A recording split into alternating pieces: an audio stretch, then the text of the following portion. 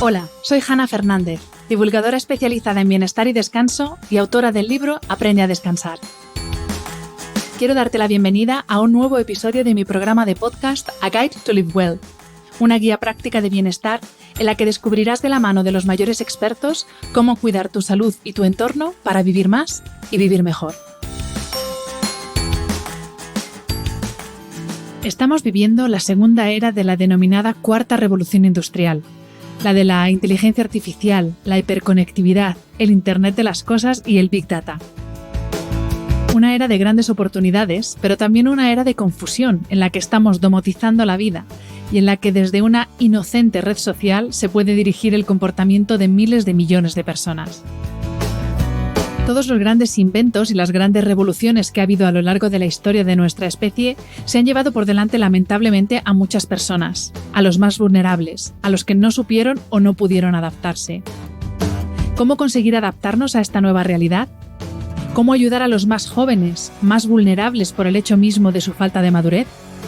La digitalización de absolutamente todo es un proceso imparable. 5,3 billones con B de personas en el mundo usan Internet en su vida cotidiana. Lo único que podemos hacer, tanto de forma individual como colectiva, es aprender a manejarlo para que no nos maneje a nosotros.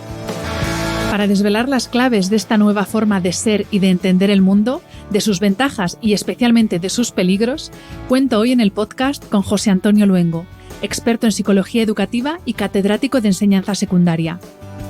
Es decano del Colegio Oficial de Psicología de Madrid y miembro de la Unidad de Convivencia de la Comunidad de Madrid.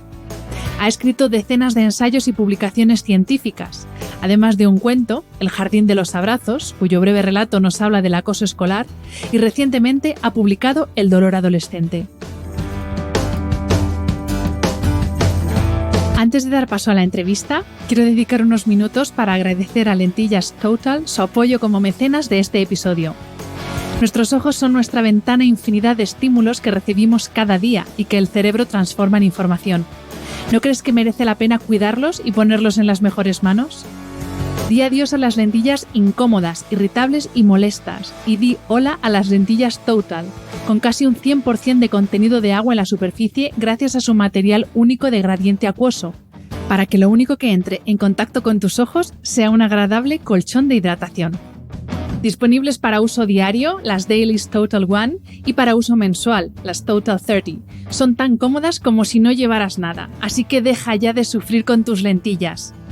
Como siempre que hablamos de salud, consulta con un profesional de la visión todas tus dudas, porque notar incomodidad con tus lentillas no es una opción. Descubre mucho más en experienciatotal.es. Te dejo el enlace en las notas del episodio. Bienvenido, José Antonio, y muchas gracias por aceptar la invitación a este podcast. Pues encantado, Hanna, encantado de estar aquí contigo. La primera pregunta que te voy a hacer es sobre inteligencia artificial. Y te quiero preguntar si, esto ya es una percepción mía, si los árboles no nos están dejando ver el bosque, porque estamos alertando mucho de que la inteligencia artificial en un futuro puede llegar a controlar al ser humano, pero yo me pregunto, ¿no estamos ya controlados? No te digo ya por la inteligencia artificial, pero en general, por la tecnología, nuestro comportamiento, nuestro voto incluso, o sea, casi lo que pensamos, ¿no estamos ya controlados? Bueno, yo particularmente creo que sí. Estamos, nuestros gustos parece que son nuestros gustos, pero están orientados, teledirigidos, auspiciados, ¿no? por un mundo de algoritmos que va midiendo nuestras respuestas, nuestros me gustas, nuestros intereses, nuestras visualizaciones. Bueno, a esto no le damos mucha importancia, pero las cosas han ido cambiando a tal velocidad que parece que han estado así siempre. Yo creo que sí, tú has puesto unos ejemplos que son muy significativos. Estamos inmersos en un mundo que nos ve, que nos observa, que nos conoce, que orienta nuestros gustos y que orienta también ideas. Bueno, lo podemos vestir de lagarterana, pero esto es así.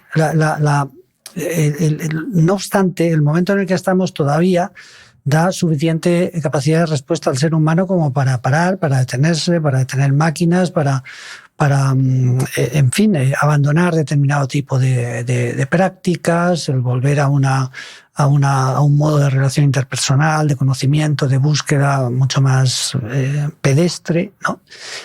Bueno, y quien lo ha intentado, normalmente lo que dice es que vive bien. Es decir, en todo caso, estamos en un momento en que podemos controlar, podemos gestionar mejor las cosas.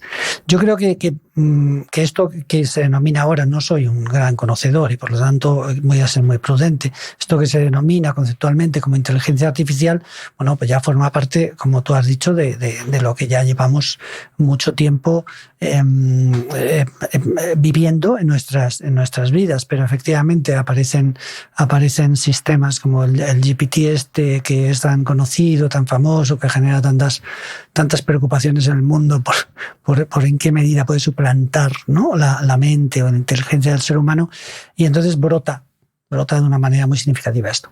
Bueno, parece ayer mismo, si no recuerdo mal, había una noticia en relación a cómo Europa está movilizándose para regular el mundo, el contexto, el marco de desarrollo, la narrativa técnica, funcional y experiencial de la inteligencia artificial. Yo dudo mucho que esto se vaya a conseguir, porque si no conseguimos una regulación mundial, siempre va a haber espacios por donde se nos va, ¿no?, la regulación. Pero en todo caso, creo sinceramente, Hanna, que es un asunto que nos va a venir, ¿no? Y a veces nos va a inundar y acabaremos saliendo y miraremos quién es el ser humano y nos preguntaremos, pero creo que es algo que nos va a subsumir en un mundo nuevo. A propósito de esto que comentabas, que efectivamente Europa está empezando a hablar de el primer intento a nivel mundial de legislar, sí. Pero claro, luego si uno se plantea o uno reflexiona y dice, vale, pero es que lo mismo no, hay instituciones también europeas que tienen como servidor de su correo electrónico, por ejemplo, a una de las empresas a las que le interesa que esto vaya para adelante. Entonces, claro, ahí es como, sí, vamos a ver dónde acaba esto. Efectivamente. Este no es un asunto solo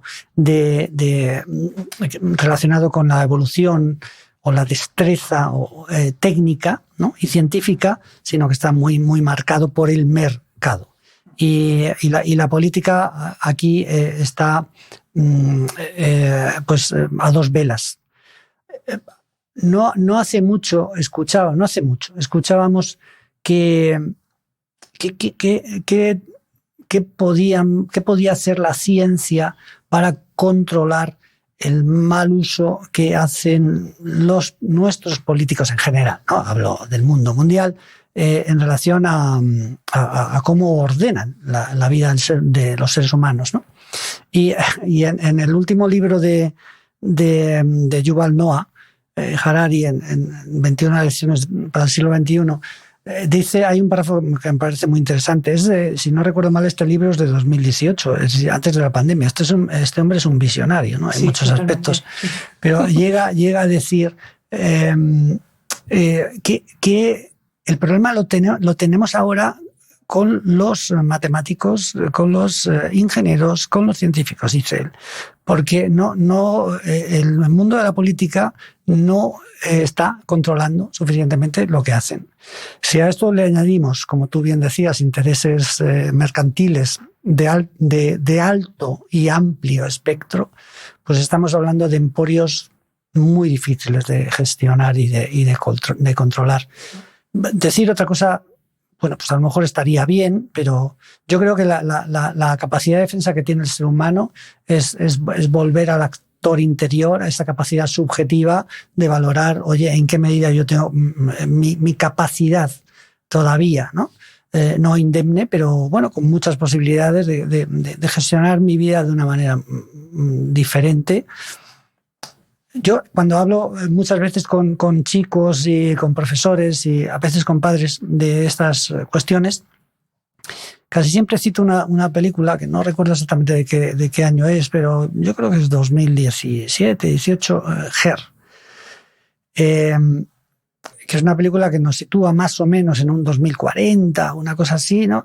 Y bueno, trata efectivamente de cómo la inteligencia artificial ha evolucionado de tal manera que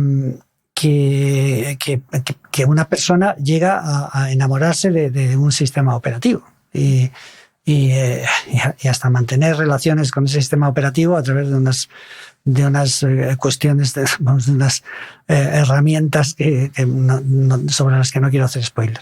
Pero caminamos hacia ese mundo, un mundo en el que la máquina va a tener una presencia en nuestra vida, en nuestras capacidades de decisión, nuestra capacidad de reflexión, nuestra orientación, el qué hacemos, nuestros deseos, intereses, valores, principios, que ahora mismo todavía incluso nos parecen insospechados, pero que van a estar ahí, sí.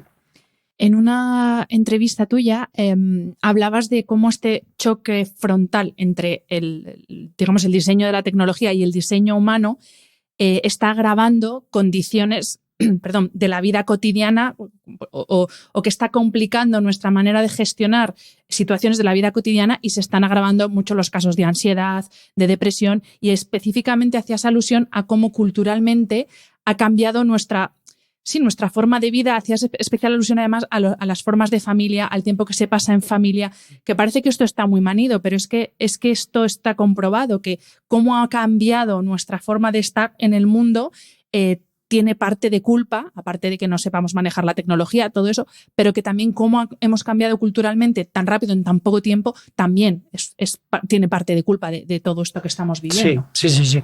Fíjate, déjame dar un par de ejemplos de otros ámbitos, pero que yo creo que son muy ilustrativos de cómo el ser humano ha cambiado en otros ámbitos que no tienen que ver con lo tecnológico. Hace 20, 25, 30 años, las sociedades científicas de pediatría más importantes del mundo, pero en este caso en nuestro país, también en Europa, alertaban de cómo todas estas franquicias que llegaban nuevas de comida rápida, el asentamiento del mundo de las chuches, de la comida basura y todas estas cuestiones era una cuestión que teníamos que considerar en nuestro país, que era un país, bueno, pues que había vivido como había podido vivir, más bien pobremente, pero que era un país mediterráneo, con una cultura, con una manera de hacer, de comer, de buscar productos sanos, naturales. Hasta el chorizo y el jamón que se metía de vez en cuando en un cocido, pero y alertaban de que lo que nos venía era importante y que iba a tener impactos. Bueno, pues 20, 25, 15, 30 años después tenemos unas prevalencias de sobrepeso y de obesidad en la infancia y en la adolescencia que son de asustar. En aquel momento, la alerta que pusieron encima de la mesa los especialistas, los científicos, los que además tenían investigación de lo que estaba pasando allende el Atlántico, pues no se tuvo en consideración. Bueno, y seguramente se consideró ese tipo de alertas pues como los cantos estos de sirena, de estos que investigan, esto se acabará gestionando, controlando. Bueno, ahí tenemos, ¿no? 25, 30, 35%. Pero voy a poner otro aspecto que tiene que ver con la salud mental.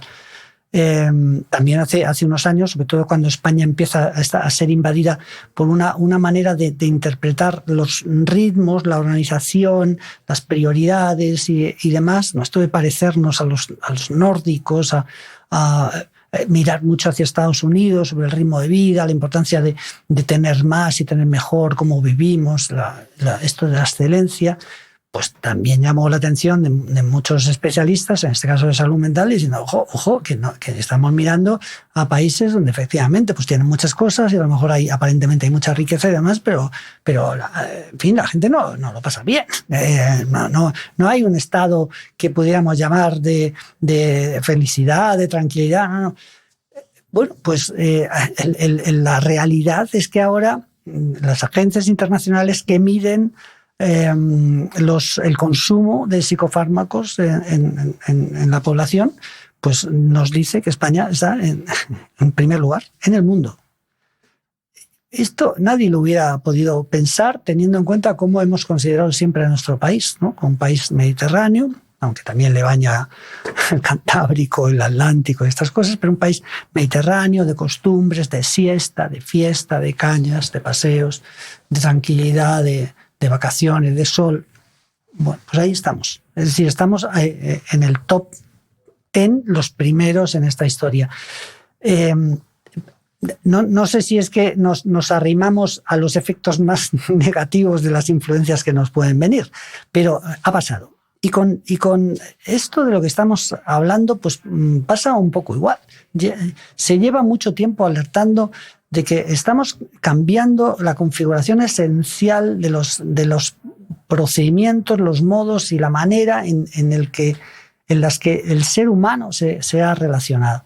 Que puede haber evolución, por supuesto, claro que sí. Cuando se inventó la posibilidad de la telefonía, de llamar a alguien, y pues claro que eso generó pues una suerte, pues lo mismo que cuando se conquistó la invasión de los espacios a través del tren, del ferrocarril, son cuestiones fantásticas que rompen la estructura de los espacios, de los escenarios, y nos permiten avanzar, conocer y demás. Pero la realidad es que hoy en día estamos muy sumidos en un mundo digital que ha fagocitado el mundo analógico. Vamos por la calle y vamos con nuestro móvil en la mano. Muchos niños y niñas van en sus carritos siendo muy chiquititos y van con un dispositivo en su mano. No hay más que hablar con los adolescentes, no hay más que ver a los adultos cómo nos posicionamos. Esto tiene que ser negativo per se. No estoy diciendo esto. Lo que estoy diciendo es que están cambiando tanto las costumbres y los modos, como decía, de relacionarnos, que dentro de nada no nos vamos a reconocer. Hoy les explicaba a un grupo de profesores, les decía, fijaos, que para que pongamos una idea, un hito que marca un antes y un después, Facebook sale a la luz en 2004, es decir, hace nada, hace una generación, y cambia el mundo absolutamente. Hoy en día los adultos, que somos los responsables en la educación de nuestros niños, hemos dejado de controlar ya lo que hacen, dónde están, qué ven y cómo son influidos en determinados contextos. La mayor parte de los niños y de las niñas, de los adolescentes, están bien y van a estar bien. No hay que asustar, ni mucho menos. Pero estamos facilitándoles la incorporación a un mundo en el que la comunicación humana ha perdido comba absolutamente. Esto lo dice muy bien en alguno de sus libros este filósofo alemán de origen coreano, de un nombre que siempre digo que es Byung-Chul Han. Eso es, de nombre impronunciable, pero efectivamente, ¿no? Él nos habla de la sociedad del cansancio, por ejemplo, o el mundo de las no cosas, y nos detalla, bueno, en su teoría filosófica. No hay por qué creer a un filósofo, es decir, se puede equivocar, pero es muy interesante lo que dice, de cómo lo que hay fundamentalmente es transferencia de información. No hay comunicación. Y voy a poner un ejemplo, cada vez más habitual.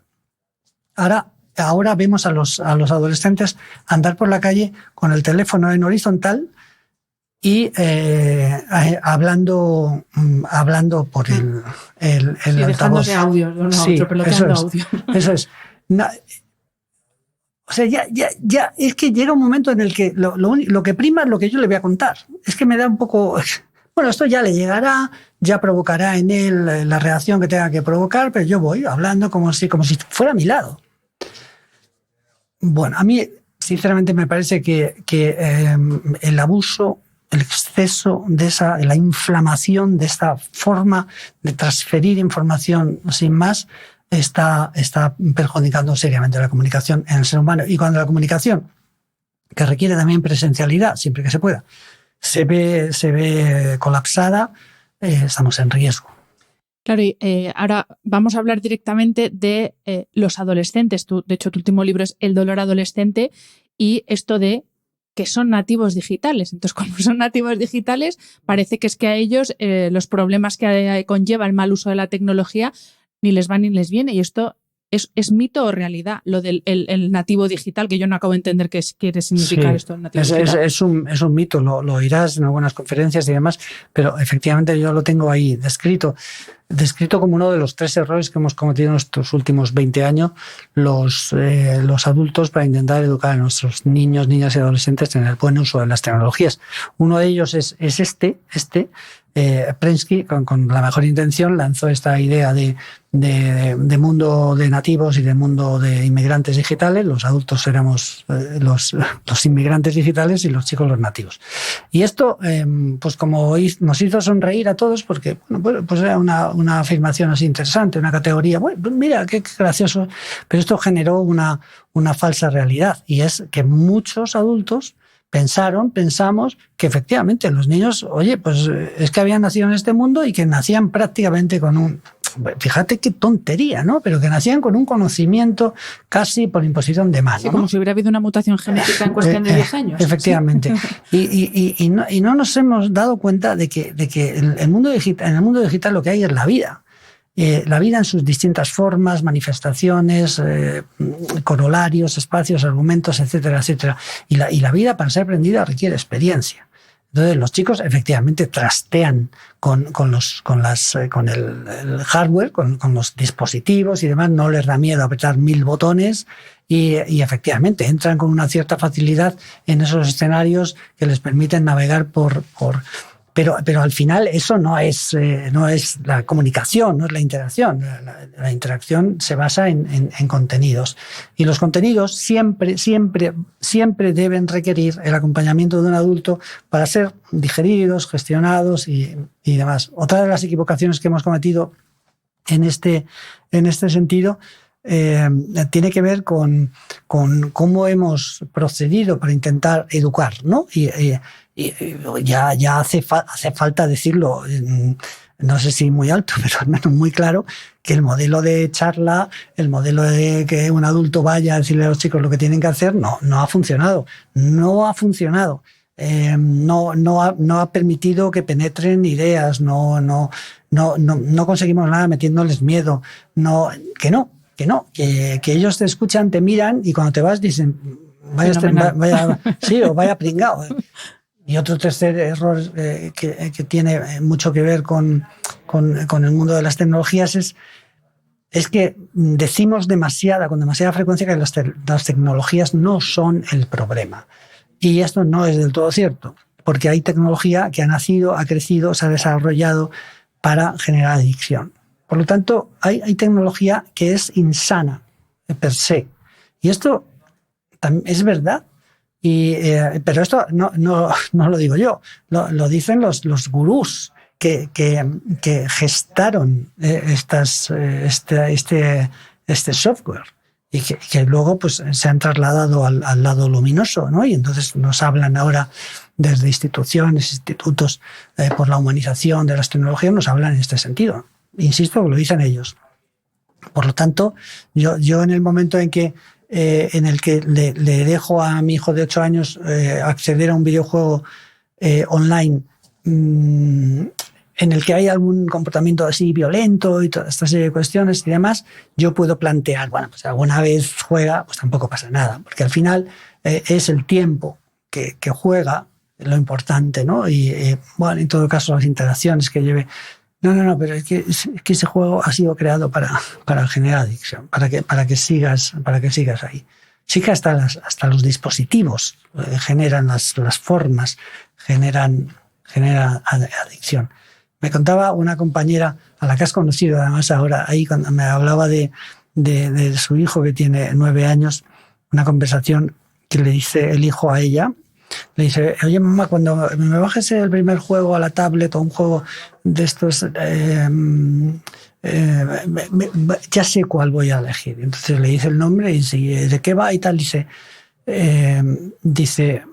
¿cómo era? Dice, bueno, es violento, pero no es agresivo. Claro, él, más listo que el hambre, pues dice, efectivamente vas a ver que pone violencia, pero no es agresivo. En una forma de intentar persuadir a su madre, ¿no? Como si la policía fuera tonta, pues que me lo bajes, que no me va a generar ninguna preocupación. Yo no soy de los que diré que jugar a juegos de estos que son para adultos y demás va va a generar niños y niñas y adolescentes violentos, ¿no? Si son violentos los juegos. Efectivamente va a depender mucho de lo que juegan, del ambiente de casa, de quiénes son, su personalidad y todas estas cuestiones, pero desde luego no ayuda. No ayuda, no es el mejor estímulo. Otro de los males, y este sí que es un mal según cómo se entienda, pero bueno, una de las cosas que nos ha traído Internet es la inmediatez de todo. Pero claro, esta inmediatez la hemos trasladado también a cosas de la vida que por su naturaleza no pueden ser inmediatas, desde consolidar una relación de amistad a hacer un plato de comida casera. Claro, ahora necesitamos un minuto. O a romper una relación. Todo. O sea, todo tiene que ser inmediato. Las dietas, los entrenamientos, o sea, todo. Esto es extrapolado a todo. Claro, esta visión de todo tan cortoplacista es una fuente de frustración, ya digo, adolescentes, adultos, para todos, porque claro, es que hay cosas que no pueden ser ya, por mucho que nos empeñemos. Sí, esto es clarísimo. O sea, lo mismo que digo que es clarísimo y que esto está generando efectos muy, muy perversos, sigo insistiendo en que tenemos oportunidades todavía de gestionar esto bien. En casa, cómo educamos, qué modelo damos a nuestros hijos, cuál es el ejemplo que facilitamos. Es decir, hay muchas cosas, cada uno, un adulto también puede manejarse, gestionarse mejor, pero esto que dices es muy claro. Es decir, el mundo de lo instantáneo, en la sociedad del cansancio que antes he citado, este filósofo oriental, coreano, cita una frase de Nietzsche que más o menos viene a decir que la sociedad fíjate que Nietzsche ya peina canas, pero la sociedad de lo instantáneo, de la respuesta inmediata o de la reacción, es una sociedad enferma, él la llama. Y esto lo estamos viviendo de una manera significativa con esta suerte de metáfora que utilizamos cuando hablamos de golpe de clic y demás. Y entonces decimos, bueno, cuando lo miramos decimos, ya, pero es que esto todo es así.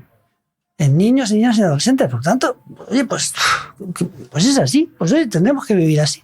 Bueno, pero el hecho de que sea así no debe hacernos dejar de mirar las consecuencias muy nocivas que tiene para lo que es la configuración de cómo interpretamos el mundo, cómo interpretamos nuestras relaciones con las cosas, con las personas, las reacciones que ocurren, los efectos, los impactos, las consecuencias de mis actos.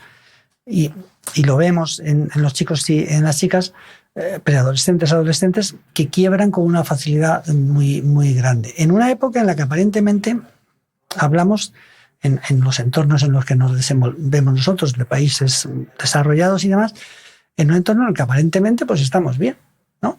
Y sin embargo lo que los chicos describen es una percepción de falta de sentido de muchas cosas, de pérdida de identidad, de provisionalidad. Y esto genera agobio emocional y psicológico en un contexto en el que no nos estamos entrenando bien en pedir ayuda. Porque para pedir ayuda tienes que tener a alguien en quien confíes, a quien le puedas contar tus cosas. Y esto no es fácil encontrarlo ya. No. Estaba pensando en lo que comentabas antes de que hay mucha tecnología que no es buena porque está pensada para generarnos, yo creo que esas emociones desagradables que a su vez te hacen demandar compulsivamente otras cosas. Y estaba pensando en un término, el famoso FOMO, el miedo a perderse las cosas. Fear of missing out. Sí. Exacto, que también es otra forma de generarnos ansiedad, porque claro, es materialmente imposible que podamos abarcar la cantidad de información, estímulos, vídeos, o sea, todo lo que hay. Pero con esta idea de lo tienes en la palma de la mano, sí que se nos ha generado como esa falsa creencia de que podemos abarcarlo todo. Y claro, cuando tú te das cuenta que eso es imposible, pues de nuevo otra fuente de frustración. Y claro, nosotros, por ejemplo, que hemos vivido en la época analógica, todavía tenemos ese recurso de volver al libro en papel, volver a una biblioteca, pero ahí sí que estos mal llamados nativos digitales todavía tienen mucho más complicado entender que es imposible abarcarlo todo. Sin lugar a dudas. Sí, innecesario. Sí, claro, e innecesario. Aquí ocurren dos cosas. Una de ellas es que los chicos y las chicas tienden a pensar que son omnipotentes, ¿no? En esta suerte de interpretación de la multitarea, como yo soy capaz de hacer muchas cosas al mismo tiempo, que eso es imposible. Y bueno, y eso algunos sistemas operativos lo pueden hacer, y además el ser humano no. El ser humano, claro que puedes hacer varias cosas al mismo tiempo, puedes escuchar música mientras conduces, o puedes conducir mientras hablas con alguien por teléfono. Pero yo el otro día me perdí 3 veces en la M30, pero esto a lo mejor porque soy muy torpe, pero porque iba hablando por teléfono y iba a lo que iba, ¿no? Cuando metes un ingrediente de preocupación en la conversación telefónica, ya puedes ir por una vía en la que no te metas en la M30 porque te vas a perder, ¿no? Es que esto es clarísimo. El miedo a perderse algo, el fear of missing out, es algo que está en muchos chicos, bueno, por supuesto en muchos adultos, sobre todo en determinados escenarios profesionales y demás. Entonces, si no haces una parada, una cierta reflexión a, oye, ¿quién soy? ¿Qué hago? Y la otra cosa que quería decir que es negativa es, lo que pasa es que no es fácil de medir, pero si nos pudieran hacer una suerte de neuroimagen de estas modernas, mientras vamos por la calle con el móvil y no sé qué, no sé cuántos, estamos sentados todos veríamos que aparece el estrés, o sea, el estrés nos sale del cerebro, ¿no? Porque esto genera estrés neurológico y psicológico y emocional, esta suerte de presión externa, pero también de autopresión para estar informado, conectado, responder rápidamente. Esto provoca muchos errores, por ejemplo, en redes tipo Twitter, ¿no? Que a veces damos a un retweet rápido porque hemos visto el titular de la noticia. ¡Uy, qué interesante! No lo leo, pero lo lanzo. Ni sé de dónde viene, ni quién lo ha dicho, ni si es verdad, ni si no lo es, pero el hecho de que esté ahí ya lo damos como válido. Sí, y entonces luego te dicen, oye, pero a ver, ¿has visto lo que y qué dice? Joder, ¿y cómo le das el retweet, ¿no? Pero eso lo digo porque yo recuerdo una vez que confié en una y yo dije, ostras, esto no me va a volver a pasar, ¿no? O sea, que esto no son cosas que le pasen a otros, nos pasan a todos, o nos han pasado a todos y tenemos que detener un poco y procesar. Mira, si a mí me dijeran, bueno, ya tengo hijos mayores y demás, pero también lo he pasado con ellos. Lo que pasa es que lo he pasado en una época en la que estas cuestiones estaban incipientes y por lo tanto no generaban una gran presión, ¿no? Había otras, pero no generaban. Hoy en día ser padre o madre es muy difícil, muy difícil. Aparentemente estamos más formados, somos gente en el colegio o en el instituto, estamos hiperconectados los padres en nuestros grupos de WhatsApp, hablamos de los deberes de nuestros niños, organizamos los cumpleaños, teóricamente lo tenemos todo. Que hay que mirárselo esto, de verdad, hay que mirarse esto de tener que estar obligatoriamente en un grupo de WhatsApp, de que estemos comunicados en relación a los deberes de nuestros hijos. Nuestros hijos deben alucinar diciendo, no, si son mis padres los que aprueban las notas, ¿no? Las asignaturas. Pero tenemos la capacidad, padres y madres que tengan niños de 3, 8, 7 años, de decir, oye, todo el tiempo que tenga voy a dedicarla a estar. Pero claro, esto no lo hagas cuando tu hijo tiene 18 años, tienes que hacerlo de bien pequeño. Voy a desplazar un poco cierta pereza. Es verdad que a veces moverte en una gran ciudad es terrible, mucho tiempo de traslados.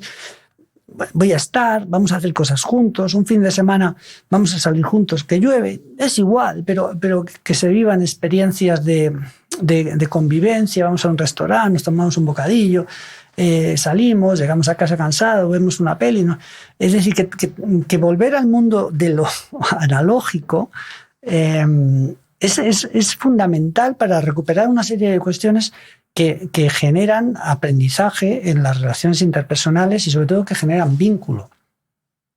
Lo que no genera vínculo es que nuestro adolescente se meta en su habitación y allí con todo a su disposición, de vez en cuando salga y te coloque un cartelito en la puerta diciendo prohibido entrar, ¿no? Eso no genera vínculo. nosotros pensamos lo tiene todo, pero no sé. A propósito de esto que decías de los grupos de WhatsApp y de cómo se organiza, pues eso, las madres pendientes de los deberes, yo honestamente no soy madre, entonces no voy a hablar desde la perspectiva madre, pero hablo desde la perspectiva de a mí en la vida mi madre me ha gestionado los deberes ni desde pequeña y aquí estoy y tampoco me ha pasado nada. Pero también en otra intervención tuya hablabas de esto, que por un lado les hacemos como tontos, porque hasta algo como los deberes, si no pueden retener lo que tienen que hacer de hoy para mañana, mal vamos. Pero sin embargo con otras cosas que sí que son serias, en el sentido de lo que decías también antes, aprende a pedir ayuda cuando te estén acosando, cuando se estén metiendo contigo, cuando no te encuentres bien, cuando no te sientas bien, cuando algo no esté funcionando. Eso, sin embargo, por mucho que hablamos ahora de salud mental y todo lo que tú quieras, pero eso se sigue sin hacer y ahí están los datos y ahí tú sabes, pues tienes todos los datos en la mano de lo mal que estamos, ya hablando de nuevo de infancia, adolescencia, pues eso, que el deber de mañana no se les olvida, pero oye, pedir ayuda si les pasa algo, no se les está diciendo cómo. Hay una idea que se maneja mucho, ¿no? Sobre todo en determinada rueda de argumentos en relación a cómo estamos educando y demás, una idea así, modo mantra, que es el concepto de que, o la idea de que sobreprotegemos a nuestros hijos, ¿no? Se habla de la generación de los niños blanditos y demás. Y hay una parte de esa teoría que es incontestable, ¿no? O sea, probablemente no podemos categorizar el mundo de esta manera, ¿no? No hay blancos y negros, hay gamas de grises por todos los lados, pero si tuviéramos que situarnos, estamos más cerca de una sociedad que sobreprotege a los niños, les impide o no facilita que se enfrenten a retos, a situaciones que no son deseables, pero que te ayudan a confrontar con la vida, a afrontar dificultades y más, lógicamente, como pasa con el mundo de nuestro mundo físico, fisiológico, pues tienes que ir enfrentándote a patógenos cuando naces, generando defensas. Tú tienes a tu hijo sin salir 2 años de casa, cuidando muy bien los horarios y todas estas cuestiones, que viene alguien de casa, cuidado que no le cojan, que no sé qué, la mascarilla, tal. Yo lo estoy protegiendo, le estoy sobreprotegiendo, porque proteger está bien, sobreproteger no está bien. Y entonces cuando yo le tengo que llevar por primera vez a una escuelita infantil o algo por el estilo, porque ya, bueno, pues lo coge todo. Y lo coge todo porque su organismo no ha peleado, no se ha enfrentado a los patógenos biológicos que van a estar ahí en el entorno. Y con la vida cotidiana, los niños y las niñas tienen que acostumbrarse a saber, primero, que no van a llevar nunca, o sea, que siempre no van a tener razón. Que va a haber veces que lo han hecho mal. Que va a haber veces que va a haber que decirles que no se pueden portar de esa manera. Vamos a tener que decirles muchas veces que no. Que van a llorar en muchas ocasiones desconsolados porque no han conseguido algo, y entonces nosotros tendremos que consolarles, acompañarles, pero decirles que esto es lo que hay, no darles la razón por todo, porque es que no estamos favoreciendo su desarrollo integral. Y esto forma parte de un modelo educativo que se ha incardinado. Esto hace ya muchos años. Un filósofo catalán, Robert de Ventós, creo que lo digo bien, sacó un artículo pequeño así, de media página en El País, que decía: la OPA amigable a los niños. Y claro, su teoría era una teoría muy interesante, y era que en el fondo lo que estamos haciendo es comprarles, ¿no? Como no les podemos dar tiempo, como el tiempo, esto de tiempo de calidad y de tiempo de cantidad, esto es una chorrada. Es decir, si no hay cantidad, no hay calidad. Lo digas o lo veas por donde lo veas, ¿no? Y entonces él decía, como no tenemos tiempo para estar, para educar, les compramos, y les compramos con las cosas.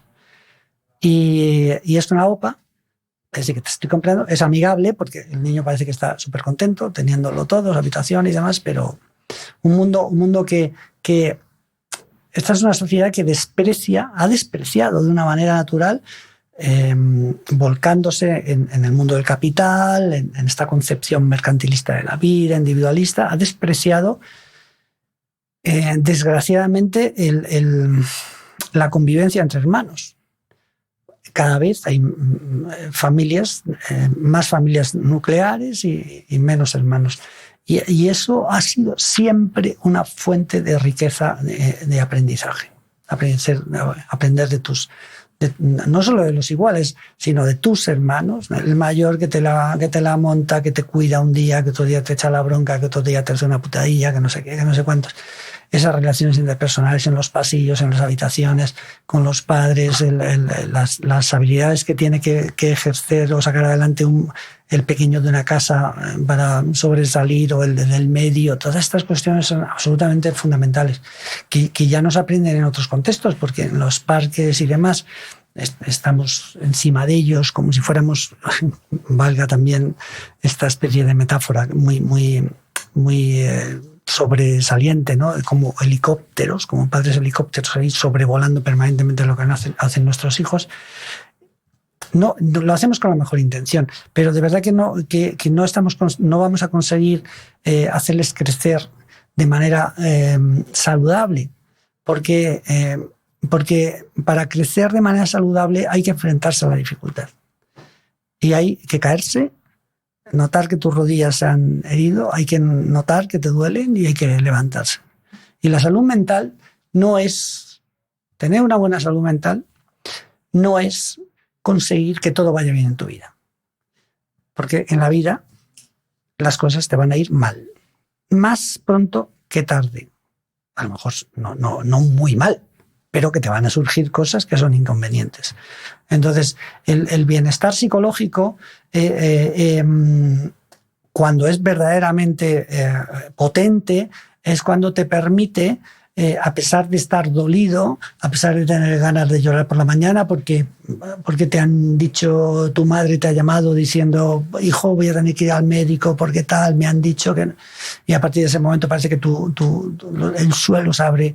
A pesar de eso, te sigues levantando por la mañana, sigues yendo al trabajo, sigues sonriendo, cuidas a tu madre. Este es el rollo. Esa es la salud mental. El tener buena salud mental es fácil cuando, pongo este ejemplo siempre porque es muy paradigmático, además estamos en momento. Cuando unos chicos aprueban su segundo de bachillerato, se enfrentan a la EBAU, sacan buena nota, ven que van a poder elegir la carrera que quieren y sus padres les dicen, nada, hijos, iros una semana al apartamento de Gandía y allí, claro, probablemente no hay mayor felicidad, desde que todo te va bien en la vida, eres joven, buenas notas, no sé qué, la perspectiva, a cabo, ya veo. Pero vamos, eso dura lo que dura como dice Sabina, lo que duran 2 peces de hielo en un whisky on the rocks. Y ya está. Y hay muchos momentos en la vida en que tienes que llorar y aprender del llanto. Esta es la historia. Volviendo a hablar de las redes sociales, te escuché en otra entrevista, ya ves que me lo he leído y he escuchado todo sobre ti.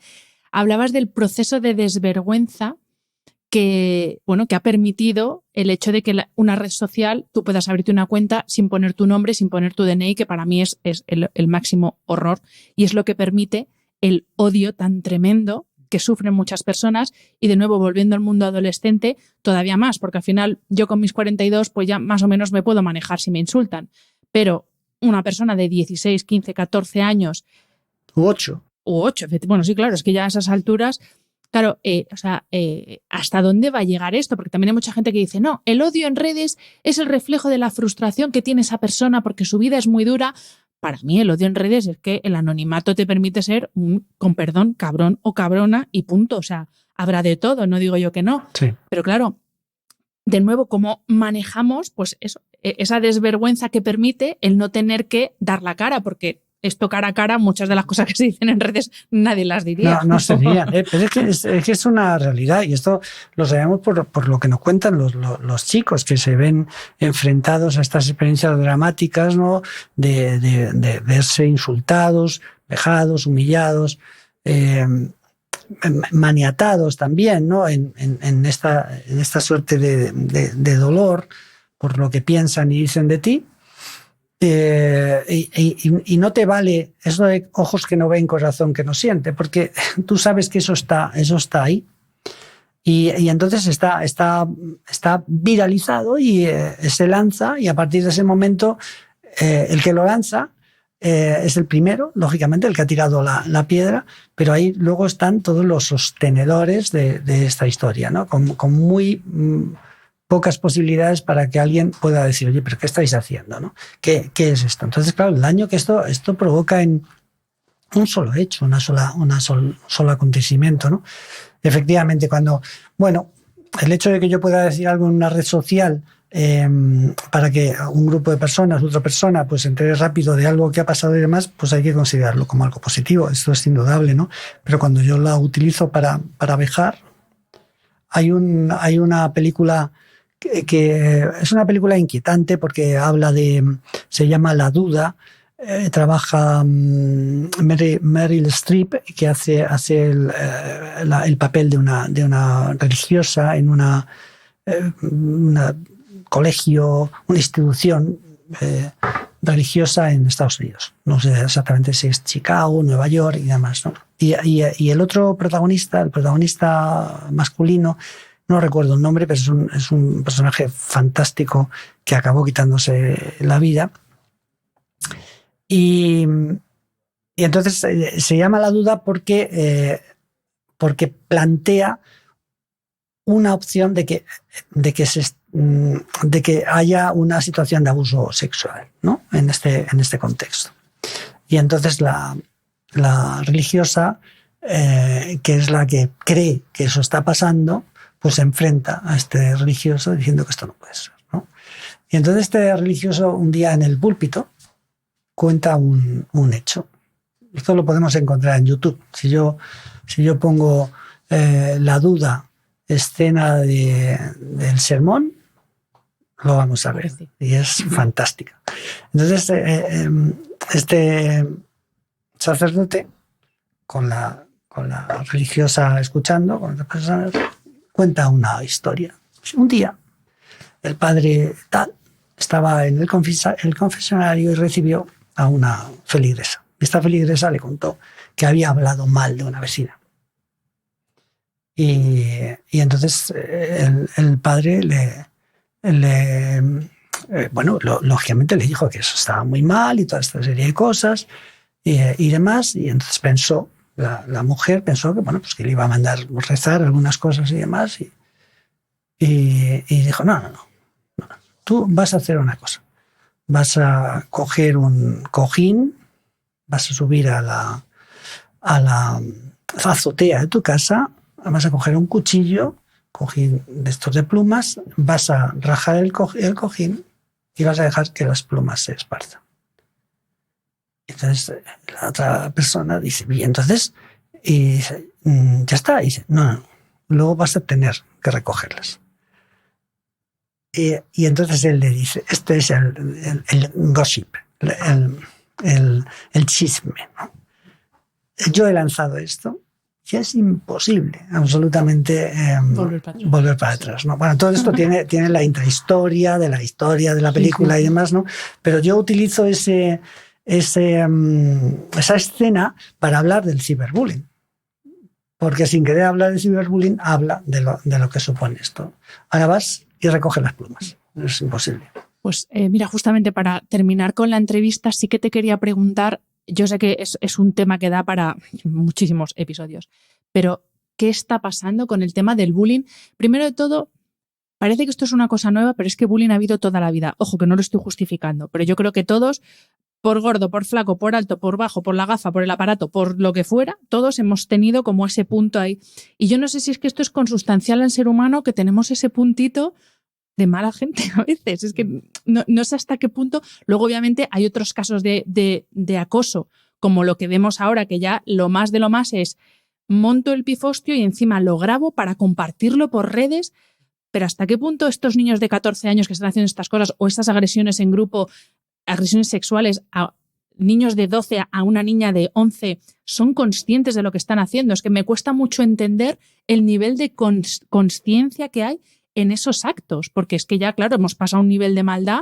Yo en mi época no había, o sea, había bullying, sí, pero este nivel que hay ahora, yo no sé si es como esto el gossip, si esto tiene fin, si se va a poder revertir o qué está pasando. Pues mira, en relación con el llamado acoso escolar, que a mí me gusta más llamarlo acoso entre iguales, porque entre iguales no quiero decir que sean todos iguales, lo que quiero decir es entre compañeros, ¿no? Porque una de las características del acoso es que efectivamente se da entre compañeros, pero no siempre entre compañeros, pero casi siempre entre compañeros, pero con un desequilibrio de poder, ¿no? Y se hace reiteradamente, con una intencionalidad y estas cosas. A mí me criticaba una vez una chica en redes, porque yo le llamaba acoso entre iguales, intentaba darme una lección diciendo no son iguales y tal, y procuro matizar siempre estos datos para que nadie... Pero no le quiero llamar acoso escolar porque al final la gente acaba sacando la conclusión de que esto es un problema de la escuela, que son los profesores, que no sé qué. Es que esto no es verdad, esto es una enfermedad social. Es decir, hay una cierta ceguera ética que plantea la posibilidad de humillar, de herir, de zaherir y demás sin valorar las consecuencias. Entonces, la buena noticia es que sabemos cómo frenarlo y se está frenando en muchos sitios. ¿Y sabes cómo se frena? Cuando tú consigues en grupos de alumnos que haya un grupo de alumnos que normalmente ya son prosociales, generosos y demás, que se conviertan en defensores de los más débiles. Pero defensores no para agredir a otros, sino sencillamente para decirle no, que nosotros le cuidamos y le damos el espacio para que él se nutra y su autoestima genere, o sea, se regenere y vuelva a sobresalir y demás. Y en esas situaciones a lo mejor el violento está, y algunos aplaudidores, que son los que sostienen esto, pero cuando hay un grupo que dice, hasta aquí, hemos llegado, se acabó. El violento, el indeseable va a existir siempre. A veces por unas razones y a veces por otras. Esto no es un problema de chicos que han sido maltratados solo. Esta era una hipótesis. Es que también, perdón que te corte, pero se está intentando como dar esta imagen de que el acosador es que procede de una familia desestructurada, con situación complicada, que le han maltratado, y no, yo he visto muchos... Esto no es verdad. Casos. Bueno, he visto, en mi colegio no era ese el motivo. No sé cuál era, pero ese no. Eso no es verdad. El perfil del maltratador es el de una persona que dice, bueno, que no es empático. Que sí, que él sabe lo que provoca. Lo que pasa es que le da igual. Que sabe que hace daño, sigue haciendo daño y además busca aliados para reírse de esa circunstancia. Y eso se da en clases ultra favorecidas, de clase media baja, desestructuradas y demás. Y lo estamos viendo. Hay una concepción de superioridad, de soberbia, de chulería, de pasar por encima, de un concepto de liderazgo muy patológico que hace mucho daño y que es muy sustentado en general, ¿no? Bueno, es que va por la vida pisando fuerte. Ojo con esta historia. Me decía mi hermano mayor, me decía que Dios nos libre de estos líderes, porque y es que es verdad. Mientras no inoculemos en el día a día, en la cotidianidad, en nuestras aulas, con nuestros modelos, siendo profes, padres y tal, la pedagogía del cuidado, de ser buena gente. Me decían ayer un grupo de padres, pero José Antonio, es que la persona bondadosa tiene mala fama. Y digo, sí, es que es verdad. Pero la persona bondadosa es una persona valiente, es una persona que ve algo que está pasando que no le gusta y va allí, ayuda. Y se moja, y se arriesga. De esa bondad estamos hablando, del que es valiente, del que es autónomo, del que sabe escuchar, del que sabe pedir perdón y perdonar, del que sonríe, del que es amable con las personas. Claro que este tipo de cuestiones son probablemente que tienen que ver con la promoción del buen trato, las que deben hacernos pensar en qué colectivo de chicos y chicas tenemos. Pero vamos, a la pregunta, a la consideración que hacía sobre si hay más, si hay menos. Para saber si hay más o hay menos tenemos que utilizar siempre la misma herramienta. Si yo quiero saber cuál es mi peso, tengo que pesarme siempre en la misma báscula. ¿Y qué es lo que pasa? Que vamos a saltos de mata, es decir, salen estudios por aquí y por allá que se han hecho con herramientas diferentes, con cuestionarios diferentes y demás. Y esto provoca que salgan a veces prevalencias de este fenómeno que no se ajustan a la realidad. El Observatorio de la Convivencia del Ministerio de Educación y Formación Profesional acaba de sacar un estudio. Normalmente hacen bien las cosas. Es decir, es un estudio, por lo que yo he podido comprobar, riguroso en lo procedimental, en lo técnico. Bueno, estaba hablando de una prevalencia de un 8, un 9%, una cosa así. Nosotros aquí en la Comunidad de Madrid hablamos un poco más bajo, entre un 3 y un 5%, pero son muchos niños esos. Pero el asunto está en entender qué tenemos que hacer para, bueno, y sobre todo, probablemente si yo tuviera que decir, te tienes que mojar, ¿hay menos o más? Yo diría, yo creo que hay más. No, solo palpando cómo estamos todos de tensos. Sí, no significativo, pero hay más.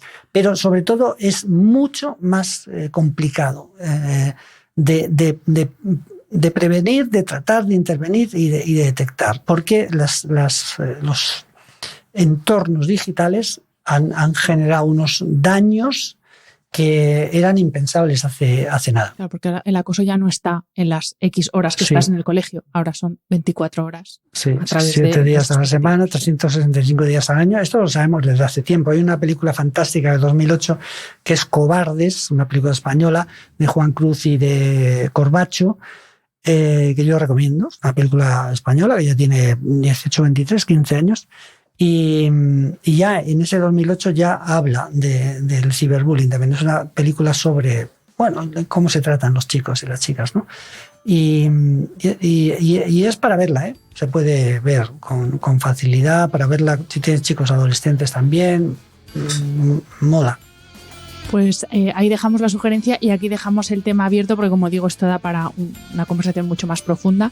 José Antonio, muchísimas gracias por tu tiempo, por acogerme aquí en tu despacho y sobre todo por ese libro tan estupendo con plataforma, con mi editorial también, compartimos editorial.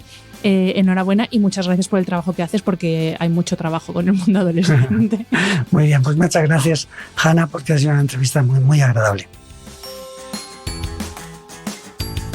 Espero que hayas disfrutado del episodio.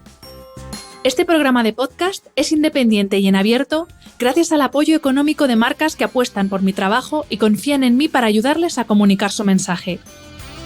Los expertos que aceptan mi invitación a intervenir en este programa no tienen ningún tipo de vinculación con dichas marcas a menos que se especifique lo contrario. Y todo el contenido de mi podcast, página web y redes sociales que haya sido patrocinado irá acreditado como tal. Gracias por ayudarme a que este proyecto siga siendo viable e independiente visitando la web de mis anunciantes, dejando reseñas, comentarios y valoraciones en las distintas plataformas de reproducción y compartiendo mi contenido en tus redes sociales. Mil gracias por estar al otro lado. Nos escuchamos en el próximo episodio.